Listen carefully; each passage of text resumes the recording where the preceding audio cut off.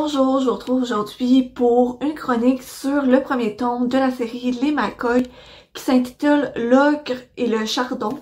Oui, le Chardon, écrit par Alexiane Thiel et publié chez les éditions Hugo.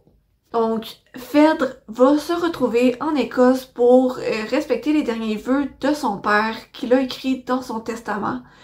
Mais par contre, en se retrouvant là-bas, elle va aussi se retrouver au centre de tension entre les clans écossais et les McCoy. Le clan des McCoy va la prendre sous leur protection. Mais on va rapidement comprendre que dans le fond, Phèdre devient un peu un pion au centre des combats entre les clans. Wow, c'est vraiment un beau premier tome de la série. J'ai vraiment adoré ma lecture. J'ai vraiment aimé ça que justement le thème des clans soit un peu réapproprié par l'auteur dans le contexte actuel.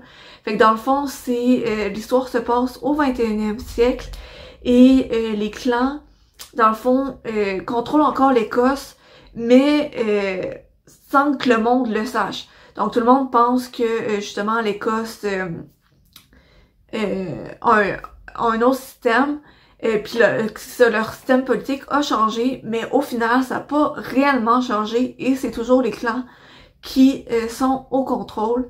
Donc je trouve que c'est vraiment un concept qui est original et j'ai vraiment apprécié ça.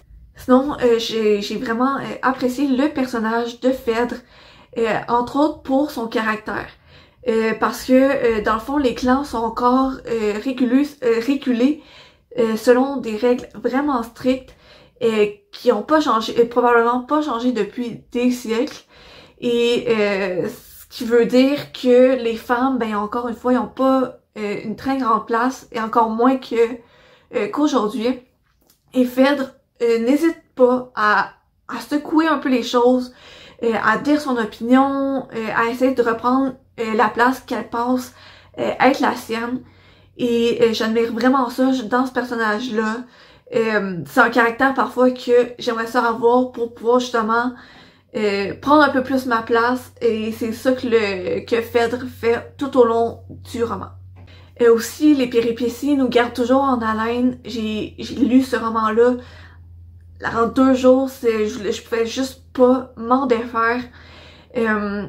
Il y a plusieurs secrets que les personnages, que certains personnages savent, mais qui veulent pas dire à Phèdre. Phèdre essaie de les savoir, mais il y a personne qui veut lui dire, ce qui crée encore une fois certaines tensions, ce qui fait en sorte qu'on veut toujours continuer l'histoire.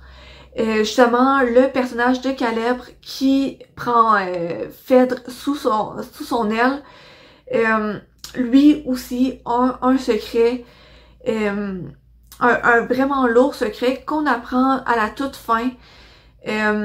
Et pour vrai, wow, je m'attendais pas à ce secret-là. Et j'ai vraiment hâte de lire la suite parce que je sais pas comment trop le décrire, mais j'ai vraiment embarqué dans l'histoire. Les péripéties s'arrêtent pas.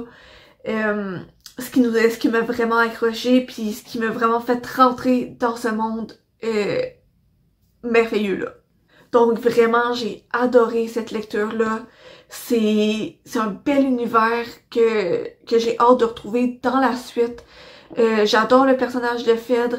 J'espère, j'ai hâte de voir comment sa relation avec Caleb va évoluer dans la suite.